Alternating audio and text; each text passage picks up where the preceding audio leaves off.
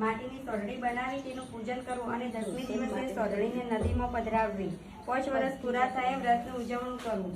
સાચા દિવસે દશામાનું વ્રત કરવાથી આપણી માટી દશા જલ્દી દૂર થઈ જાય છે.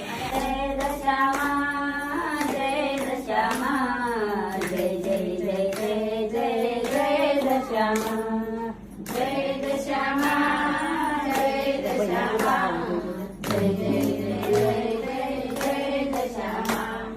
લાખ લાખ દીવડાની આરતી ઉતારું, લાખ લાખ દીવડાની આરતી ઉતારું, લાખ લાખ દીવડાની આરતી ઉતારું.